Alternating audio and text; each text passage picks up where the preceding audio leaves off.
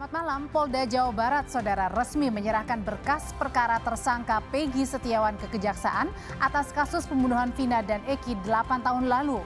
Kuasa hukum Peggy melakukan upaya hukum, mengajukan pra-peradilan serta mendatangi sejumlah lembaga mulai dari Propam Polri hingga KPK bahwa Peggy Setiawan bukanlah pelaku pembunuhan Vina dan Eki. Ya, saudara, Sapa Indonesia Malam juga menyoroti hasil survei Litbang Kompas yang menunjukkan kepuasan terhadap pemerintahan Joko Widodo yang naik usai pemilu 2024. Litbang Kompas menilai apresiasi publik banyak ditopang kelas bawah yang mengapresiasi pemberian bansos. Di sisi lain, kepuasan di bidang hukum cenderung menurun. Mengapa? Saudara, inilah Sapa Indonesia Malam. Lebih lengkap saya Liviana Charlisa. Dan saya Audrey Chandra.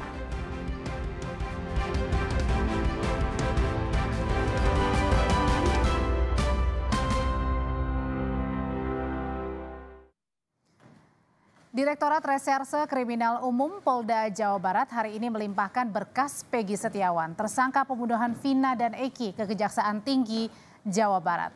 Polda Jabar juga menyiapkan tim kuasa hukum untuk menghadapi gugatan pra-peradilan Peggy. Penyidik Direktorat Reserse Kriminal Umum Polda Jawa Barat, saudara, telah menyerahkan berkas perkara ke pihak Kejaksaan Tinggi Jawa Barat Kamis pagi. Kabid Humas Polda Jawa Barat Kombes Jules Abraham Abbas menyatakan penyidik sudah berkoordinasi dengan pihak Kejaksaan Tinggi Jawa Barat untuk proses pelimpahan berkas pertama Peggy Setiawan. Pihak Polda Jabar saat ini juga mempersiapkan tim kuasa hukum untuk menghadapi sidang pra-peradilan Peggy yang akan digelar perdana pada tanggal 24 Juni nanti di Pengadilan Negeri Bandung.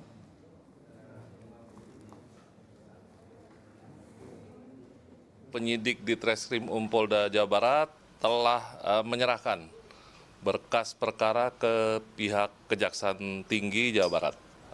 Pra-peradilan, gugatan pra-peradilan yang dihadapi, tentu kami sudah menyiapkan tim dari kuasa hukum, tentunya dari Polda Jawa Barat. Direncanakan kalau tidak salah tanggal 24. Kejaksaan Tinggi Jawa Barat menugaskan 6 jaksa menangani kasus Peggy Setiawan. Kejati menegaskan para jaksa akan profesional tanpa diintervensi. Berkas perkara yang diterima dari kepolisian akan diperiksa selama 14 hari. Setelah itu kejaksaan akan menentukan sikap. Di Jabar barusan menerima berkas tahap 1 atas nama tersangka PS. Setelah menerima berkas tersebut, jaksa peneliti akan melakukan penelitian berkas perkara selama 14 hari sesuai KUHP, dan di dalam waktu 7 hari jaksa akan memberikan sikap terhadap berkas perkara yang telah dikirim tadi. Tidak hanya dari pimpinan Ibu Kajati, tetapi dari Jakpidum. Jaksa yang menangani harus profesional dan sudah memiliki integritas yang bagus. Kepala Divisi Humas Polri Irjen Sandi Nugroho menyebut kematian Vina dan Eki di Cirebon 2016 lalu berdasarkan hasil visum adalah pembunuhan yang sadis. Polri klaim bahwa ketika para terpidana ditunjukkan foto Peggy Setiawan, mereka mengaku bahwa benar Peggy adalah pelakunya. Dan kami sempat baca bagaimana hasil visum. Masya Allah. Kami merinding. Ini visum baru atau visum lama? Visum yang lama. Hasil visum lama yang sudah dipaparkan dalam sidang pengadilan juga. Almarhum Ananda Eki dan Ananda Vina itu adalah korban pembunuhan sadis. Mohon maaf, sedikit saya sampaikan. Kepalanya pecah. Lehernya patah.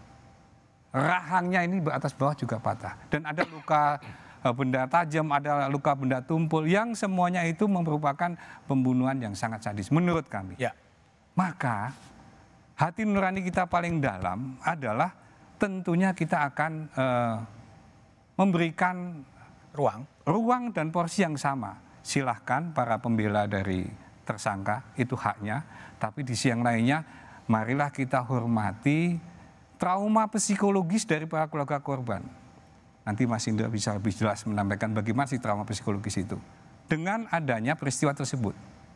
Dan kalau dibilang bahwa alat bukti kurang ini sedikit saya buka sedikit lah. Sebenarnya saya nggak pengen membuka-buka masalah kayak gini karena lebih cenderung ke pengadilan sebenarnya. Ini contohnya. Ini adalah foto Peggy tahun 2016. Oke.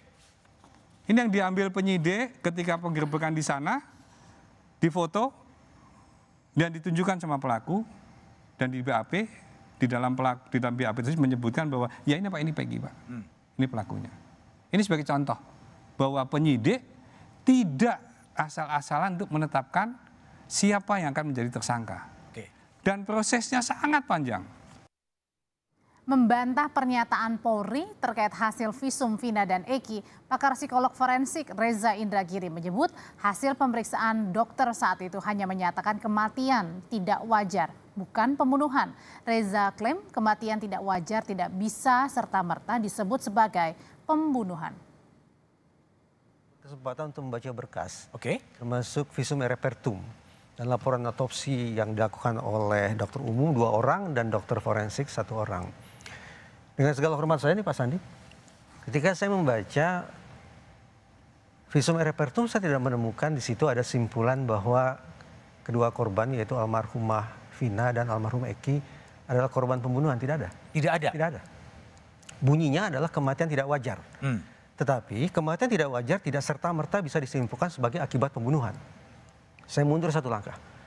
Dari sudut pandang forensik, ketika kita menyimpulkan penyebab kematian, NASH, N natural. Ini bisa dianggap sebagai kematian yang wajar. Karena sakit, karena usia lanjut, dan seterusnya. 3 selebihnya ini yang tergolong sebagai kematian tidak wajar, yaitu accident, suicide, homicide, kecelakaan, bunuh diri, dan meninggal seseorang akibat perbuatan orang lain. Nah, di dalam berkas yang saya baca, simpulan akhirnya hanya kematian tidak wajar. Tapi tidak terjelaskan apakah kematian tidak wajar itu merupakan akibat dari kecelakaan kah, bunuh diri kah, atau perbuatan orang lain kah? Tidak ada. Kepala Divisi Humas Polri Irjen Sandi Nugroho menyebut pengungkapan kasus kematian Vina Eki dilakukan secara bertahap setelah diduga karena kecelakaan lalu lintas. Polri mengklaim mendapatkan informasi ada keributan sebelumnya dan menemukan kejanggalan bahwa helm korban tidak lecet, padahal diklaim kecelakaan lalu lintas. Dari keterangan awal informasi masyarakat laka lantas, maka diproses setelah dikembalikan jenazah langsung dimakamkan. Namun setelah itu baru beredar bahwa Pak kemarin ada keributan, Pak kemudian ada informasi lain yang dikumpulkan oleh penyidik dan ternyata ada suatu hal yang kejanggalan di laka lantas tersebut. Kenapa kok laka lantas itu janggal? Karena kalau dibilang itu adalah laka lantas, helmnya tidak lecet. Tidak lecet. Helmnya masih utuh. Motornya si korban juga tidak ada yang rusak, hanya lecet sedikit. Kemudian dilihat dari hasil visumnya, masa helmnya nggak pecah, tengkoraknya bisa patah. Di sisi lain, penasihat hukum Peggy Setiawan Sugianti menyebut polisi tidak membawa surat penggeledahan di tahun 2016, 3 hari usai kematian Vina dan Eki. Ketika polisi datang, Ibu Peggy sudah menjelaskan saat itu bahwa Peggy sedang bekerja di Bandung.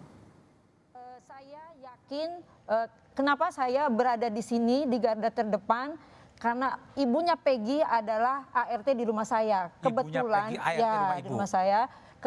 Dia sudah bekerja dari tahun 2014 ikut dengan saya dan saya tahu persis Peggy Setiawan itu siapa, seperti apa anaknya.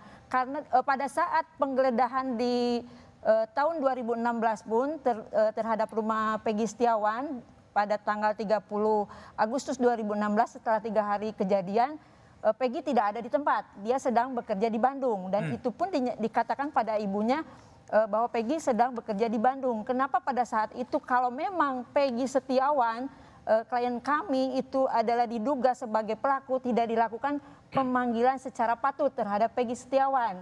Kalaupun pada saat itu Peggy Setiawan dilakukan pemanggilan secara patut, mungkin saya pun akan mendampingi dia karena ibunya memang adalah bagian dari hidup di keluarga saya.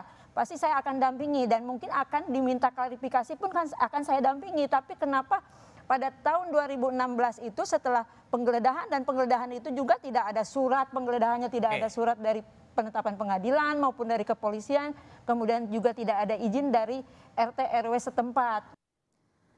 Wakapolri 2013-2014 Komjen Purnawirawan Ugroseno menyoroti dugaan adanya cacat prosedural dalam pengusutan kasus kematian Vina Eki di Cirebon. Ugroseno mempertanyakan kenapa penyidik saat itu tidak teliti dan jeli karena hanya sampai pada tahap penyitaan barang bukti sepeda motor. Sama keluarganya Peggy tadi kebetulan. Jadi apakah penyidik datang pertama kali setelah kejadian, ya kan? Datang ke rumah dan hanya mengambil 2 sepeda motor. Oke. Ya kan? Tadi diceritakan sama Bu pengacara Peggy Bu ya. Nah, jadi sebetulnya kalau datang ke tempat kejadian atau mengambil barang bukti kan harus disampaikan bahwa kami dari kepolisian dapat mendengar surat perintah dalam rangka kasus ini kami mencari orang yang bernama sini apakah tinggal di sini. Kemudian ada kendaraan dan sebagainya. Kemudian disaksikan oleh kepala lingkungan setempat. Nah, hal-hal seperti ini harusnya ditempuh dari awal. Karena jangan sampai pola-pola seperti ini dianggap, ini ada kejadian, dianggap saja OTT seperti kalau KPK nangkap korupsi. Bukan, ini penyidikan yang membutuhkan perencanaan yang matang, administrasi penyidikan yang bagus, kemudian saksi dari kepala lingkungan juga harus ada. Nah, kemudian ditindaklanjuti lagi, ya kan? Sayang kalau setelah diambil sepeda motor, diberikan surat panggilan juga ke rumah, tadi saya tanya juga nggak ada. Jadi kenapa berhenti di sini? Itu saja yang masih dalam tanda tanya saya yang seharusnya dilakukan oleh para penyidik itu aja. Prosedural ya yang dipersoalkan. Ya, itu harus teliti dan jeli seperti itu. Saksi kunci dalam kasus kematian Vina Eki, Liga Akbar menyebut saat dibawa ke Polres Cirebon tahun 2016, ia diarahkan oleh penyidik untuk mengikuti konstruksi kematian Vina dan Eki. Liga Akbar baru mencabut berita acara pemeriksaan BAP saat itu karena baru mengerti persoalan hukum. Liga, kenapa dulu Anda memberikan keterangan seperti yang Yudia Alamsyah terangkan tadi? Apa yang terjadi? Ada tekanan atau situasi seperti apa? Karena saya juga awalnya nggak tahu kalau itu mau ada pemeriksaan. Tiba-tiba kan dijemput di rumah tuh. Hah? Di rumah, dibawa ke Polres Cirebon Kota. Saya nggak tahu itu kalau mau ada pemeriksaan BAP. Nggak, tapi ketika Anda diperiksa memang cerita seperti tadi? Ya diarahkan, Pak. Diarahkan? Ya.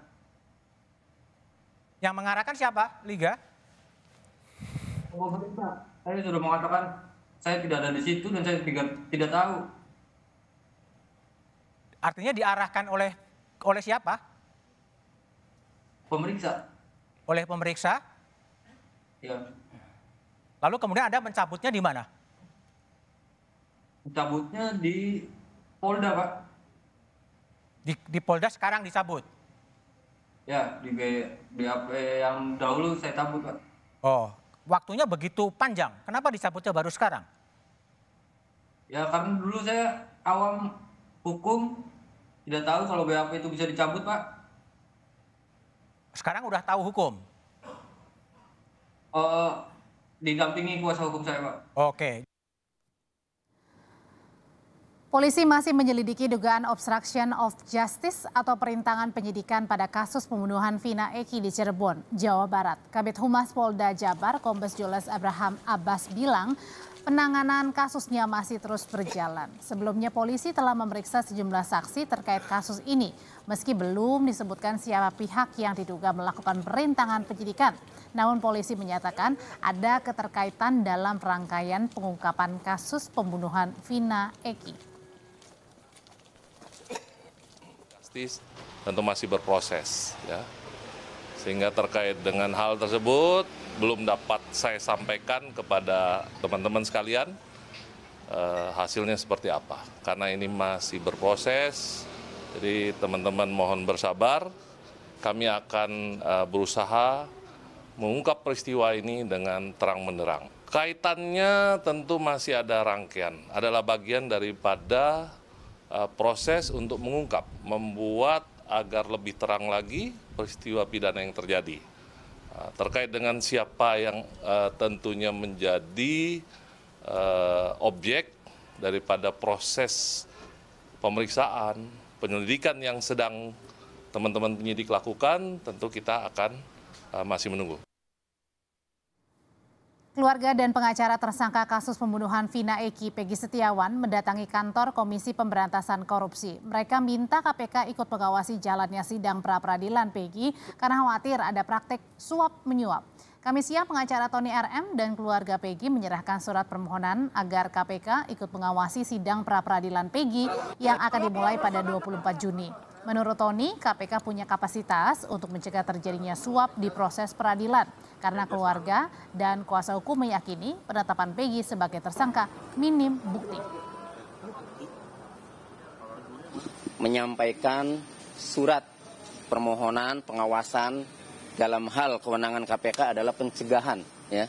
Khawatir terjadinya suap dalam sidang pra-peradilan Peggy Setiawan.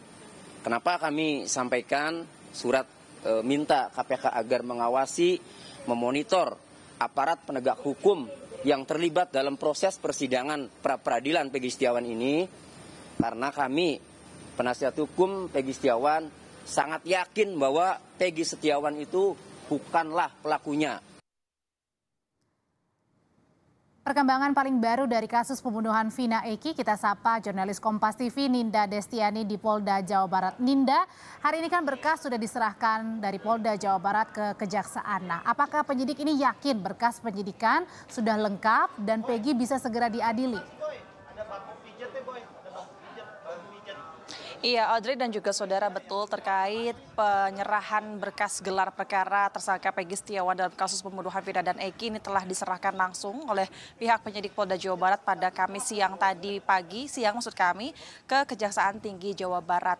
Di mana hal ini juga disampaikan oleh pihak Kabid Humas Polda Jawa Barat, Kombes Pol Julius Abraham Abbas menyebut bahwa memang sejauh ini pihak dari penyidik Polda Jabar ini telah melengkapi dan mengumpulkan serta menyiapkan berkas gelar perkara sehingga pada hari ini telah diajukan ataupun dilimpahkan ke Kejaksaan Tinggi Jawa Barat. Nantinya dari Kejati ini akan melakukan penelitian selama 7 hari terhadap berkas gelar perkara tersebut yang kemudian nantinya pihaknya juga akan mengecek apakah berkas tersebut sudah lengkap atau belum. Namun jika nanti andainya sudah lengkap begitu, nantinya pihak dari Kejati ini akan memberikan kode P21 yang artinya hal ini nanti dapat diproses ke tahap 2 penyidikan, Audrey dan juga saudara. Namun terkait apakah memang hasil yang disampaikan atau dilimpahkan berkas tersebut ini sudah lengkap atau sudah P21 atau belum, memang saat ini memang masih belum disampaikan dari pihak Kejati sendiri maupun dari pihak Polda Jawa Barat. Namun saat ini masih berfokus terhadap pemeriksaan berkas gelar perkara Peggy Setiawan tersebut. Namun jika ditanyakan memang apakah saat ini pihak penyidik Polda Jawa Barat ini sudah yakin ataupun memang ya sudah yakin terkait berkas perkara ini sudah lengkap, karena memang jika kita pelajari Audrey dan juga saudara sejauh ini beberapa pekan begitu pihak Polda Jawa Barat ini telah melakukan penyidikan mendalam gitu dengan melakukan pemeriksaan kepada sejumlah saksi, kemudian juga kepada yang bersangkutan Peggy Setiawan, sehingga menurut pihak Polda Jawa Barat ini telah lengkap, yang kemudian pihak Polda Jawa Barat ini telah memastikan dan disampaikan ke pihak Kejaksaan Tinggi Jawa Barat. Hal ini juga disampaikan oleh Kadip Humas Mabes Polri Irjen Sandi Nugroho, di mana menurut pihaknya kepolisian dari penyidik Polda Jawa Barat ini selama menangani kasus Vina ini justru setelah melakukan secara prosedural dan juga proporsional, dan pihak Mabes Polri ini juga telah memeriksa kelengkapan dari berkas gelar perkara atas nama Peggy Setiawan ke Kejaksaan Tinggi Jawa Barat. Audrey. Ya, singkat saja, kalau untuk penanganan kasus obstruction of justice bagaimana sampai dengan sekarang kan karena masih diperiksa? Singkat saja, Ninda.